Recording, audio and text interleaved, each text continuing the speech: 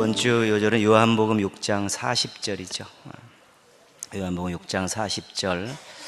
하나님의 뜻이 무엇이고 마지막 날에 예수님께서 어떤 일을 하시는가. 아주 간단한 요절이지만 기독교 신앙에 정수가 들어있는 그런 요절입니다. 내 아버지의 뜻은 같이 외우겠습니다. 시작. 내 아버지의 뜻은 아들을 보고 믿는 자마다 영생을 얻는 이것이니 마지막 날에 내가 이를 다시 살리리라 하신지라. 요한복음 6장 40절 말씀. 아멘. 예수님께서 오병이어의 기적을 행하셨죠. 그리고 나서 그 다음 날 이제 백성들이 막 이제 예수님을 찾아왔습니다. 강을 건너서. 그때 예수님께서 나는 생명의 떡이다 그렇게 말씀하시죠. 오병이어의 사건의 중요한 의미는 뭐냐면 백성들이 떡을 배불리 먹었다. 그래서 예수님은 우리를 배부르게 하실 수 있는 분이시다. 이제 그런 생각들을 갖게 한 것이죠. 그런데 예수님께서는 나는 생명의 떡이다. 오병이어의 중요한 교훈이 뭐냐면 예수님이 생명의 떡이라는 것이죠.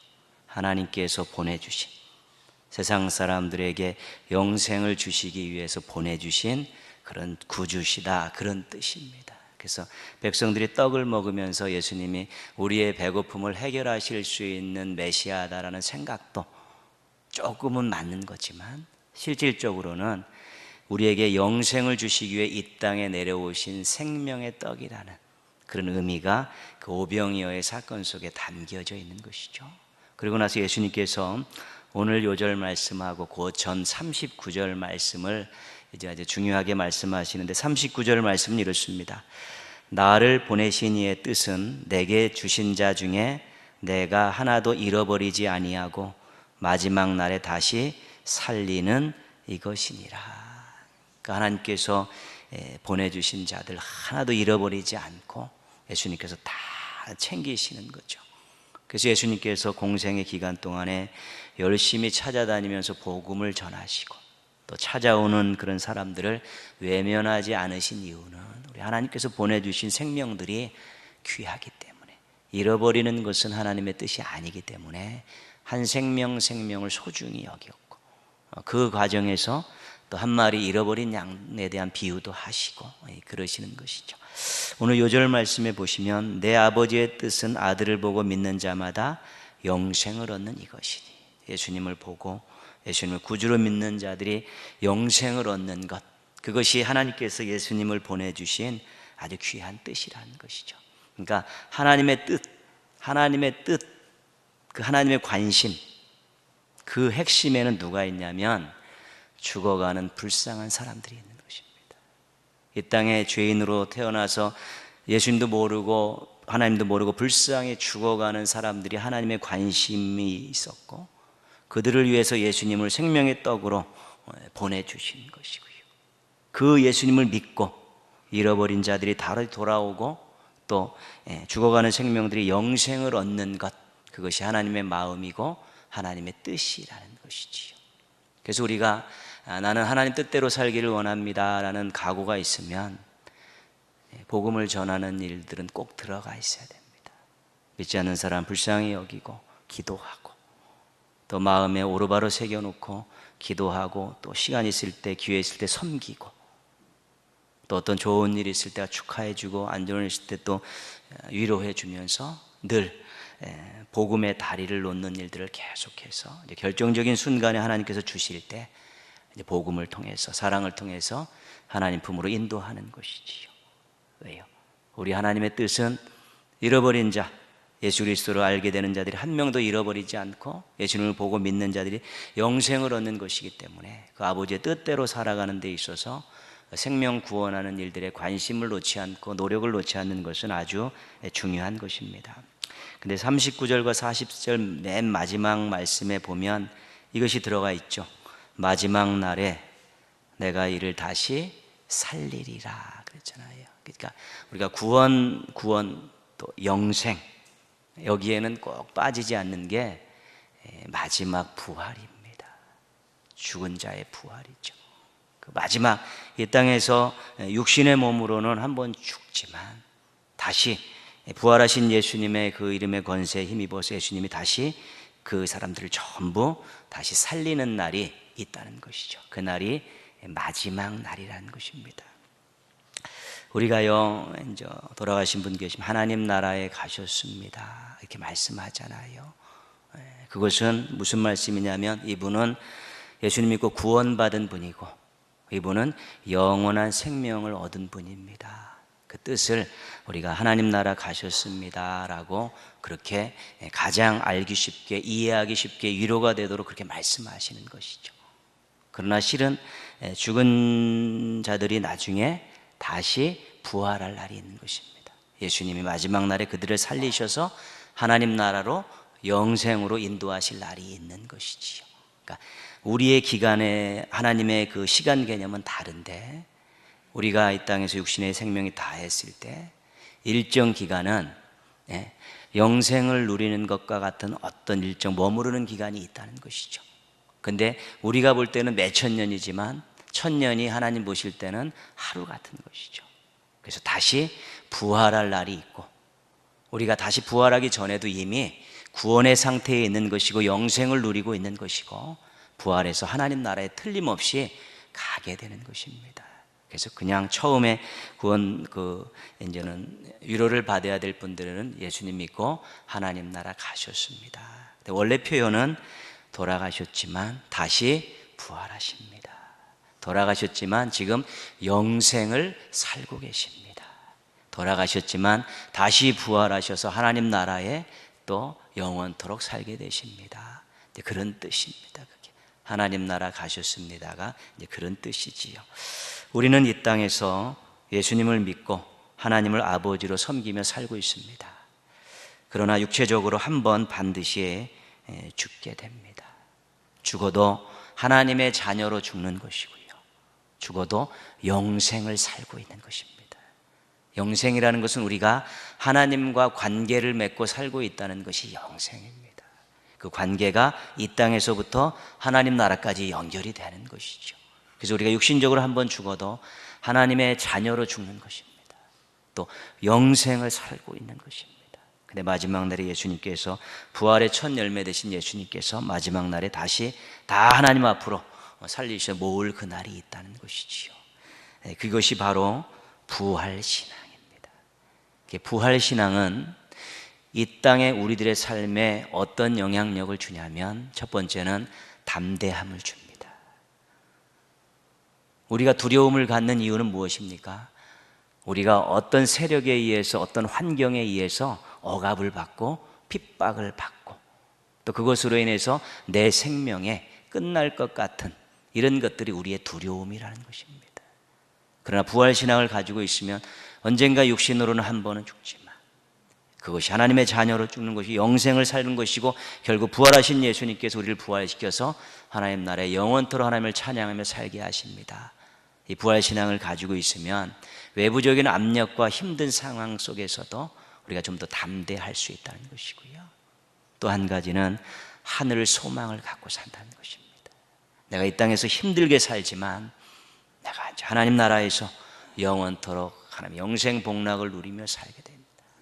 이 땅에서 나를 알아주는 사람이 없는 것 같지만 하나님이 내 이름을 알고 계시고 내 마음을 알고 계시고 내 눈물을 알고 계시고 내 기도 제목을 알고 계신 분이 그 하나님 앞에 영원토록 살게 됩니다. 그래서 우리 신앙인들에게 있어서 부활신앙은 담대함과 하늘 소망입니다. 그래서 내 두려움과 근심과 걱정들이 계속해서 일어날 때요, 또 늘 낙심하고 절망하는 생각들, 부정적인 생각들이 엄청나게 많이 찾아오고 반복적으로 찾아온다면 부활신앙을 점검하셔야 됩니다. 정말 부활의 첫 열매 되신 예수님께서 내가 육신적으로 죽지만 나를 마지막 날에 다시 살리실 것인가? 내가 부활에 대한 확신이 있는가? 이 부활에 대한 분명한 소망이 있는가? 이것을 점검하게 될 때 근심, 걱정, 두려움을 줄일 수 있고요, 이 땅을 살아가면서 이 땅의 모든 것들을 올인하는 것이 아니라 하늘 소망을 두면서 더 긍정적으로 살아갈 수 있게 되는 것입니다. 우리가 부활절을 보내지 않았습니까? 그래서 계란 먹고 뭐 또 부활했다 막 그래 놓고 끝, 그러면 안 되고요. 더 우리가 담대해지고 더 소망이 커질 때 부활절을 잘 보낸 것입니다. 똑같다든가 더 또 아웅다웅거리고 더 두려움과 근심 걱정 살고 더 열등감에 살고 더 그렇게 아웅다웅 살고 그러면 이 부활절을 보낸 의미가 없는 것입니다. 부활절을 지나고 나서는 조금 더 담대해지고 조금 더 소망이 커지는 그런 모습들로 살아가게 될 때 이 부활신앙이 우리의 인생을 어디까지 책임지냐면 영원까지 책임지는 놀라운 능력의 역사를 경험하게 되는 것입니다. 우리 부활신앙을 확실하게 챙기셔서 담대하게 또 하늘 소망을 가지고 살아가는 성도들 되기를 주님의 이름으로 축복합니다. 신앙은 나름대로 독특한 것이 있습니다. 세상에서 듣고 보지 못한 것들이 있다는 것이고 세상에서 경험하지 못하는 것들이 있다는 것이죠. 그 신앙만이 가지고 있는 고유 영역이 있기 때문에 그렇습니다. 오늘 1절 말씀에서는요, 그것을 이렇게 말씀하시죠. 형제들아, 뭐에 대하여요? 신령한 것에 대하여 나는 너희가 알지 못하기를 원하지 아니하노니. 신령한 것이 있다는 것입니다. 그것은 신앙 안에서 보고 듣고 맛볼 수 있는 것이죠. 근데 그것을 알기를 원한다는 것입니다. 제대로 알기를 원한다는 것입니다. 신령한 것을 알지 못해서 무관심하거나 무시하는 경향도 있습니다. 그리고 신령한 것을 제대로 알지 못해서 자신의 신앙과 공동체에 해를 끼치는 경우도 있습니다. 고린도 교회는 은사에 대해서 잘 알지 못했습니다. 정확히 알지를 못했습니다. 그래서 은사가 아주 많은 교회였는데 도리어 은사가 교회를 어지럽힌 것입니다.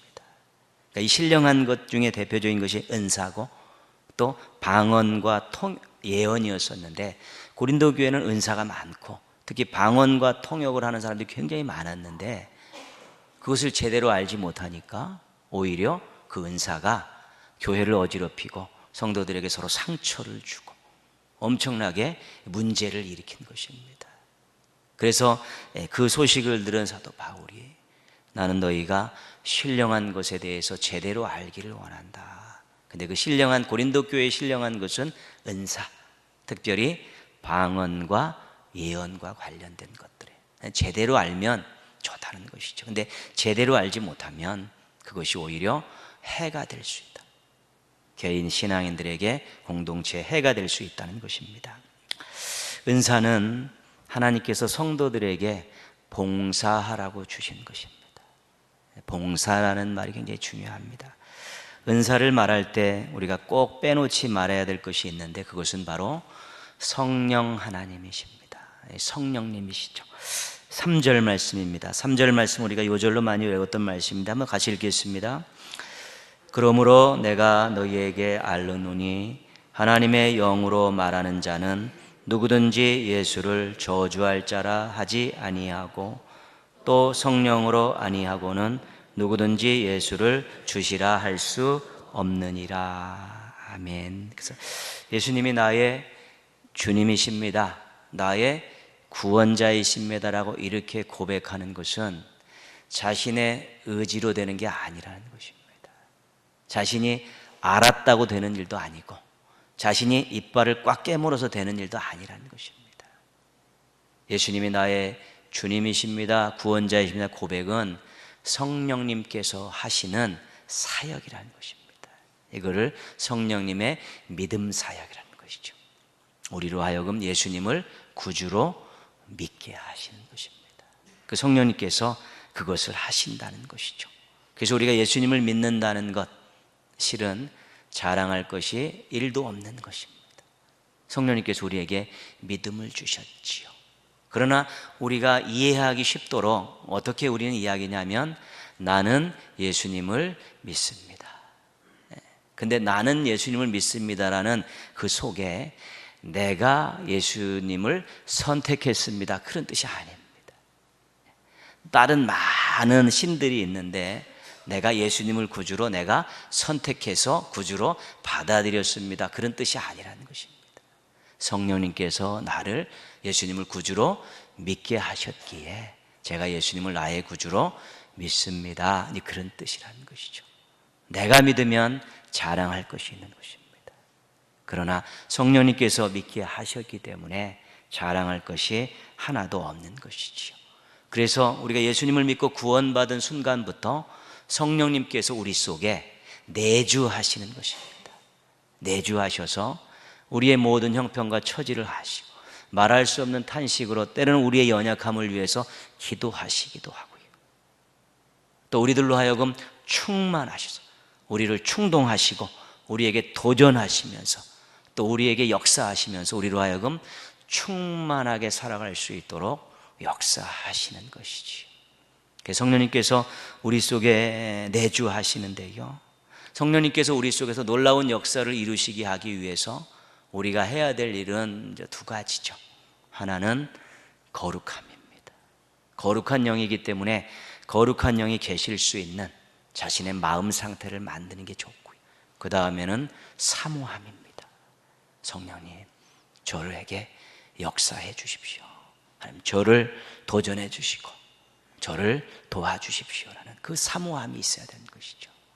그래서 거룩함과 사모함은 성령 충만에 우리가 해야 될 아주 중요한 텃밭입니다.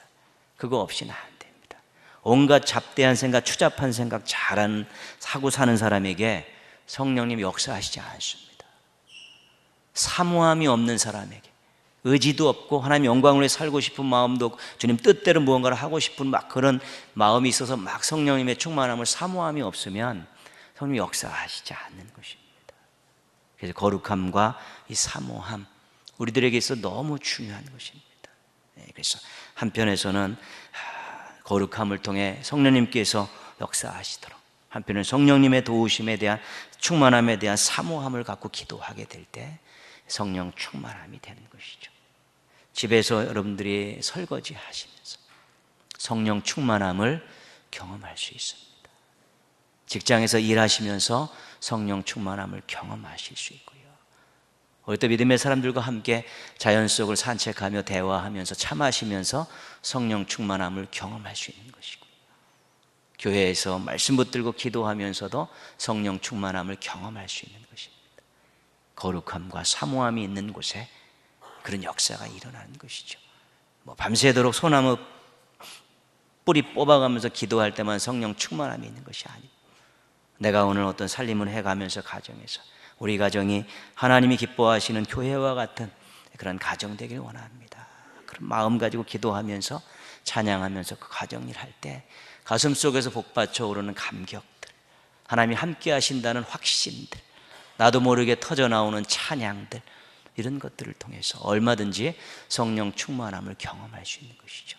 성령 충만함은 하나님이 나와 함께 하신다는 확신을 주시고요, 내가 하나님 영광을 위해 살아가야겠다라는 의욕을 불러일으키는 아주 중요한 것인데, 우리는 거룩함과 사모함을 가지고 어느 장소에서든지 성령 충만함을 경험할 수 있는 것입니다. 가정에서도 일터에서도 어느 정도 가능한 것입니다. 성령님을 교회 안에, 예배 안에, 기도 그 안에 가두면 안 됩니다. 거기서도 역사하시지만 성도가 정말 거룩한 생각을 가지고 올바른 뜻을 가지고 사모함을 가지고 일하는 곳에서 또 나름대로의 모든 것들을 해나가는 그 현장에서도 얼마든지 성령 충만은 경험할 수 있는 것이지요. 나름대로 여러분 잠자리에서 은혜를 생각하면서 또 눈물이 날 때도 있습니다. 감격해서 말씀을 읽는데 너무너무 기뻐가지고 막 나누고 싶은 마음들이 막 들 때가 있고요. 찬양을 하는데 어떨 때는 5절짜리만 나와도 짜증이 나는데 어쩔 때는 몇 번씩 불러도 크게 실증이 나지 않고 기쁨이 넘치는 그런 일들도 있고요. 사람들과 만나 복음을 전하는 현장에서 또 사랑을 전하는 현장에서 말할 수 없는, 세상에 줄 수 없는 평안함과 기쁨을 맛보는 일들, 다 성령 충만의 모습들이라는 것입니다. 4절에서 6절까지 한번 쭉, 4절에서 6절까지 한번 같이 읽어보겠습니다. 은사는 여러 가지나 성령은 같고 직분은 여러 가지나 주는 같으며 또 사역은 여러 가지나 모든 것을 모든 사람 가운데서 이루시는 하나님은 같으니. 계속 이렇게 대조되고 있죠. 여러 가지와 같다라는 것이죠. 은사, 직분, 사역은 다양하다는 것입니다. 그런데 이런 다양한 것들의 출처는 하나라는 것이죠. 하나님 한 분, 성부 하나님, 성자 하나님, 성령 하나님, 그 한 분으로부터 은사와 직분과 사역이 나오고 주어진다는 것입니다. 그래서 다양한데 출처는 같은 것입니다. 주신 분은 한 분이시라는 것이죠. 그러나 펼쳐지는 은사와 직분과 사역은 아주 다양하다는 것입니다. 출처는 한 분이라는 것이죠. 그래서 어떤 은사, 어떤 직분, 어떤 사역도 하나님과 연관되지 않은 것은 없습니다. 하나님께서 주신 것이기 때문에, 자기 스스로 얻은 것이 아니라 하나님께서 주신 것이기 때문에 절대로 자랑거리가 될 수 없다는 것입니다. 그래서 은사를 행하는 사람이나 직분을 수행하는 사람이나 사역을 맡은 사명자들 모두가 가져야 될 두 가지 마음은 감사함과 겸손함입니다. 저 같은 사람에게 이런 은사를 주셔서 봉사하게 해주시니 감사합니다. 저 같은 사람에게 이런 직분을 맡겨주셔서 주의 일을 하게 해주시니 감사합니다. 저 같은 사람에게 이 귀한 하나님의 사역에 동참시켜 주시니 감사합니다. 주신 것 가지고 충성하겠습니다. 주신 것 가지고 잘 감당하겠습니다라는 그런 겸손함, 이 감사함과 겸손함을 가지고 이 은사와 직분과 사역을 잘 감당할 때 그런 일꾼들을 충성이라는 단어를 붙이는 것입니다. 충성. 누가 주신 것을 알고 겸손하게 그것들을 최선을 다해 성실하게 감당하는 사람을 충성된 일꾼이라 그러는 것입니다. 근데 일은 열심히 합니다. 뭐 죽도록 합니다. 그런데 하나님이 주셨다는 의식이 없습니다. 그러면 충성한 일꾼 아닙니다. 너무 성실합니다. 뭐 너무 막 모든 것을 다 투자해가지고 막 하고 누구 보더라도 정말 대단하게 열정을 가지고 일합니다. 그런데 하나님이 주셨습니다라는 고백이 없을 수 있습니다. 그러면 그것은 자기 의를 가지고 하는 것입니다. 열심을 내되 하나님께서 주셨다는 감사함을 가지고 겸손하게 열심을 내야 되는 것인데요. 그래서 교회 안에서 이렇게 열심히 충성 봉사하는 그런 분들이 늘 점검해야 됩니다. 나 같은 사람에게 하나님이 은사와 직분과 사역을 주셨다. 감사하다. 최선을 다해서 주신 것 가지고 열심히 해야겠다. 모든 영광 하나님께. 그 겸손함, 감사함과 겸손함이 있나 없나를 늘 살펴야 되는 것입니다. 출처가 없는 열심이 있을 수 있고요, 근거가 없는 열심이 있을 수 있는 것이지요. 사도 바울이요, 얼마나 열심을 냈습니까? 예수 그리스도 믿는 사람들 핍박하고, 다메섹까지, 다메섹은 다른 나라입니다. 해외 원정까지 가서 그 예수 믿는 사람들 잡아오려고 가는 사람 아닙니까? 그렇게 열정 갖고 열심을 냈는데 그 사역을 하나님께서 맡겨주신 사역이 아니었던 것입니다. 누가 만들어낸 사역이에요? 자기가 그게 하나님이 맡겨주신 사역으로 착각하고 열심히 했는데 꽝 됐죠. 평생 그의 마음속에 죄책감을 가지고 내가 핍박자로 사는 사람입니다. 핍박자로 살았습니다. 열심은 냈지만 하나님이 맡겨주신 사역이 아닌데 내가 스스로 만들어낸 사역인데 열심을 내서 예수 믿는 사람을 핍박한 핍박자로 살았습니다. 그러면서 나 같은 핍박자에게도 또 이런 새로운 복음의 사역을 맡겨주신 하나님, 그 예수 그리스도를 위해서 내 생명을 조금도 아깝지 않게 바치겠습니다, 이런 고백을 하면서 속죄하는 마음을 가지고 그가 복음 사역에 전념한 것이지요. 그래서 우리가 은사, 직분, 사역 이야기할 때 이것은 성령님께서 맡겨주신 것이다, 감사합니다. 그리고 그동안 나에게 주신 여러 가지 모든 것들을 가지고 철저하게 순종하고 모든 영광 하나님께 올리겠습니다라는 겸손함, 감사함과 겸손함 가지면 충성된 일꾼으로 달려갈 수 있게 되는 것입니다. 7절 말씀입니다. 7절 말씀 같이 읽겠습니다. 각 사람에게 성령을 나타내심은 유익하게 하려 하심이라. 그렇죠? 은사를 말하면서 빼놓지 말아야 될 첫 번째를 성령님이라고 말씀드리지 않았습니까? 근데 은사를 말할 때 빼놓지 말아야 될 것 두 번째는 유익입니다. 유익. 우리에게 은사를 주실 때는요, 반드시 유익하라고 주시는 것입니다. 유익하라고요. 개인적으로 우리 은사를 받으면 하나님 일에 동참할 수 있습니다. 그리고 은사를 가지고 신앙 공동체를 아름답게 만들고 섬길 수 있습니다. 그리고 은사를 가지고 봉사하다 보면 자신의 신앙에 생명력을 잃어버리지 않습니다. 이 봉사라는 것은 우리가 물질 들이고 땀 들이고 시간 들이면서 하는 일이지만 그것이 우리 신앙에 다시 와서 우리에게 원동력을 제공하는 것입니다. 그러니까 지치지 않을 정도로, 오바되지 않을 정도로 봉사하는 것은 굉장히 다시 재충전의 역할을 하는 것입니다. 봉사하는 것과 안 하는 것과 신앙의 생명력과 또 성장의 폭이 다릅니다. 주일날 와서 예배 한번 딱 드리고 가는 분들과 나름대로 자기가 감당할 만한 봉사를 하는 분들과는 그 신앙의 성장이 다릅니다. 폭이. 그리고 그 신앙을 유지해 가고 그 생명력을 넘치는 유지하는 그런 모습들은 전혀 다를 수밖에 없습니다. 그러니까 봉사가 어떤 면에서 우리에게 바깥으로 우리의 모든 것들을 내보내는 일이기도 하지만 그것이 다시 자동차가 돌아가면서 다시 배터리에게 재충전을 시켜주듯이 우리에게 다시 신앙에 시동을 걸게 하고 원동력을 제공하는 것이기 때문에 은사가 봉사를 위해 주신 것이면 봉사를 지나치지 않게 하면 그것은 반드시 자신의 신앙에도 유익한 것입니다. 그래서 개인적인 유익은 쓰임받는 기쁨, 섬기는 기쁨, 성장하는 기쁨을 누릴 수 있습니다. 그리고 신앙 공동체는 은사를 활용하는 사람들 때문에 하나 되는 유익, 생명력 넘치는 유익, 영광 돌리는 유익을 얻을 수 있는 것이죠.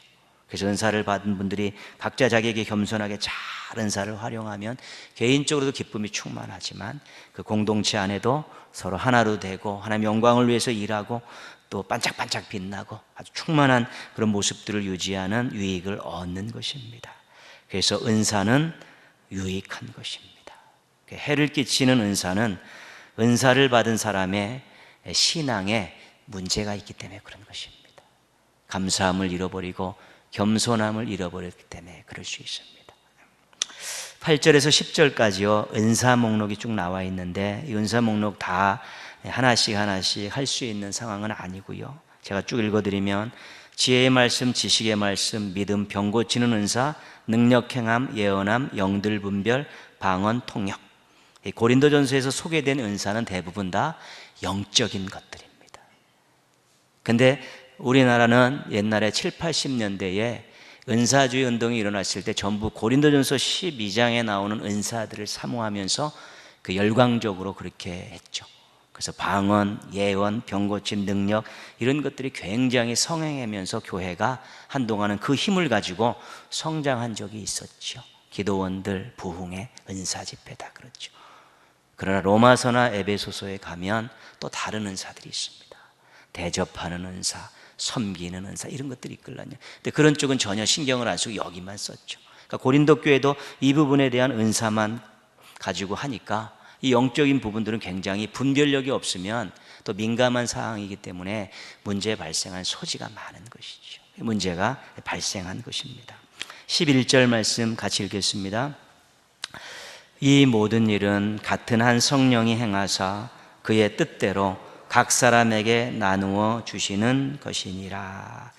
나누어 주시는 것도 그의 뜻대로, 그러니까 성령님께서 뜻대로 나누어 주시는 것이 은사라는 것입니다.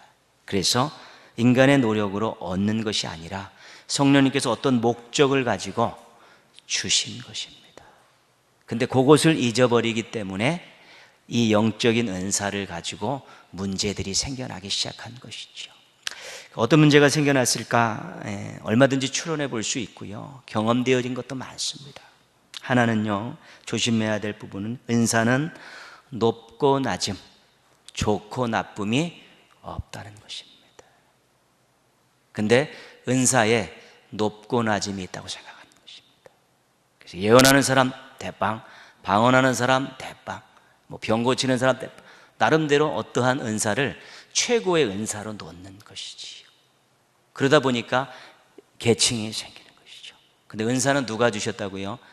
성령님께서. 누구 뜻대로요? 성령님의 뜻대로. 너는 이 은사를 가지고 봉사해라, 너는 이 은사를 가지고 봉사해라 그랬는데, 이 은사가, 내 은사가 네 은사보다 훨씬 높은 거요, 좋은 거요, 이렇게 이야기하기 시작하면서 은사에 차등이 생기기 시작하는 것이죠. 그래서 이 높다고 생각하는 은사를 행하는 사람이 대장으로 군림을 하고 막 다른 은사들을 하찮게 여기고 막 이런 일이 생기니까 질서가 깨져버린 것입니다. 성령님께서 동일하게 그 사람에 맞게 뜻을 가지고 나누어 주신 것이기 때문에 그 사람에겐 그게 귀한 것이고, 그 사람에겐 그게 귀한 것이고, 그것들이 서로 다 연합해서 하나로 묶여지면서 아름다운 하모니가 일어나야 되는데, 높고 낮음, 좋고 안 좋음으로 은사를 구분하기 시작하면서 비교가 되고 차등을 두면서 이게 완전히 은사의 기본적인 목적들이 깨져버리면서 은사를 가지고 막 내 은사가 최고라고 막 휘두르기 시작하니까요, 정신없는 것이죠. 만약에 여러분 누가 이렇게 막 귀신을 쫓아내는 막 능력 있는 사람이 막 기도해서 막 쫓아내면 우리 그 앞에 가면 좀 기가 죽는 건 사실입니다. 예언하는 사람이 막 그 사람에 대해서 막 예언하고 말씀으로 막 좀 기가 죽는 것은 사실입니다. 그렇지 않습니다. 그 은사를 주셔서 그렇게 봉사하도록 하신 것입니다. 나는 나대로 하나님께서 주신 은사를 가지고 봉사하는 것이고, 둘이 딱 만나면 하나님이 나에게 이런 은사를 주셔서 나를 사용하고 계십니다. 저 사람은 나는 이런 은사를 주셔서 하나님께 봉사하고 있습니다. 그러면서 같이 나눌 수 있어야 되는 것입니다.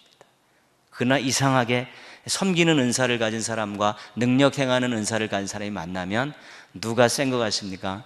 능력 행한 사람이 더 대단한 사람 같이 착각이 든다는 것이죠. 그러면서 교회가 은사 때문에 차등이 생기고 구별이 생기고 비교하면서 하찮은 은사가 있고 좋은 은사가 있고 이렇게 되니까 엉망진창이 되어버리는 것이죠. 그래서 자신의 것을 귀하게 여기고 다른 사람의 것을 존중히 여기는, 이게 없으면 은사 때문에 공동체가 굉장히 혼란스럽습니다. 기억하시고요. 그리고 또 한 가지는요, 은사를 주신 목적은 봉사하기 위해서 주신 것입니다. 근데 은사를 자기를 위해서 사용하면서 문제가 생기죠. 자신의 인기, 자신의 명예, 자신의 이익을 위해서 은사를 사용하면서 문제가 생겨나는 것입니다. 봉사하라고 주셨는데, 봉사하면서 하나님께 영광을 돌리는 것인데 자신의 이익을 위해서 은사를 사용하면서 아주 문제가 생겨버리는 것이지요. 그렇습니다. 목사는 나름대로 말씀의 은사를 받은 사람입니다. 그리고 여러분 가운데서는 또 어떤 병 고치는 은사도 있고 방언의 은사도 있고 또 능력 행하는 은사도 있고 다 다양합니다. 그래서 우리가 그걸 가지고 협력해서 같이 교회 공동체 안에 질서를 유지하면서 봉사하는 것이지요. 그런데 어떤 사람이 능력을 딱 행하는 은사를 딱 봤더니 나는 당신 밑에서 신앙 지도를 받을 수 없습니다 라고 뛰어나가서 집에다가 십자가를 딱 걸어버리는 것이죠. 그리고 사람들을 모으고 거기서 자신의 영달을 위해서 그 은사를 사용하는 예가 수도 없이 많았습니다. 옛날에는 교회가 굉장히 어두워졌죠. 그래서 교회에서 어떤 나름대로 상처들이 있어가지고 영적 은사를 사용하는 사람들에 대해서 조금 안 좋게 생각하는 그런 분위기들이 있었습니다. 특별히 말씀 중심에 운영하는 교회에서는 그런 은사를 가진 분들이 그 말씀에 순종하지 않고 나름대로 뛰어나가가지고 또 십자가를 걸고 교회를 만들고 그 은사를 활용해갖고 어떤 그런 개인적인 일들을 하는 것들을 보면서 그 부분에 대해서 굉장히 안 좋게 보는 시선이 강할 때도 있었습니다. 근데 그것도 잘못된 것이지요. 잘 다독거려서 협력할 수 있어야 되는데 그렇다는 것입니다. 근데 주신 은사를 자신의 인기, 자신의 이익을 위해 사용하게 되면 교회가 어려워지는 거예요. 질서가 깨지고 공동체 화합이 깨져버리는 것이지요. 그래서 고린도 교회도 이런 영적 은사 때문에 아마 은사가 높고 낮은 게 있다. 그러면서 비교하고 차등하고 무시하고 이런 독선을 하는 그런 부류의 은사자들이 있었을 것 같고, 또 한 가지는 개인적으로 은사를 봉사하는 데 사용하지 않고 자신을 위해 사용했던 사람들이 있었던 것이죠. 그러니까 교회가 질서가 없어지고 엉망진창이 되어버렸다는 것이죠.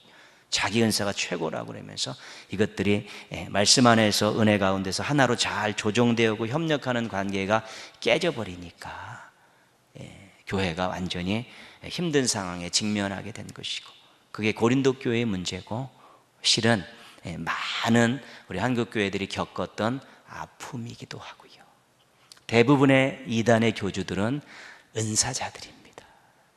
나름대로 은사를 가지고 많이 활동하던 사람들이 겸손함을 잃어버리고 교만해져 가지고 그렇게 뛰쳐나가서 내가 예수다 그러면서 이단을 차린 것이지요. 그게 그냥 어떤 막 이렇게 아무것도 없는 사람들이 나를 따르라, 그 택도 없습니다. 무언가 다른 사람보다는 다른 그런 요소들이 있었는데 그 중에 하나가 은사입니다. 어떤 능력과 병 고치는 은사들, 또 말씀을 희한하게 해석하지만 하여튼 잘 사람들을 미혹할 수 있도록 해석하는 능력들, 이런 것들 가지고 미혹한 것이지요. 그게. 그래서 우리도 하나님께서 구원받았기 때문에 은사를 주셨습니다. 발견하지 못해서 그렇지 다 은사가 있습니다. 기도하면서 하나님, 저희가 주신 은사가 무엇입니까? 하나님, 제가 어떻게 봉사하기를 원하십니까? 물으면서 자기 은사를 꼭 확인을 하시는 게 좋습니다. 그리고 그것을 감사함으로 받고 겸손하게 잘 행하고, 또 다른 은사자들을 존중히 여기면서 서로 협력하려고 노력하게 될 때 개인적으로도 또 그 믿음의 공동체도 다 유익을 얻을 수 있는 것이지요. 그래야지 모든 영광 하나님께 올려드리면서 건강한 미래를 향해 힘차게 나아갈 수 있게 되는 것입니다. 우리에게 성령님께서 꼭 은사를 주셨습니다. 또 꼭 발견하셔서 감사함과 겸손함으로 또 협력함으로 잘 사용하셔서 여러분이 속해 있는 가정과 신앙 공동체를 유익하게 하시고, 여러분도 그 일을 통해서, 그 은사를 통해서도 신앙의 또 삶의 놀라운 유익을 얻으시기를 주님의 이름으로 축원합니다.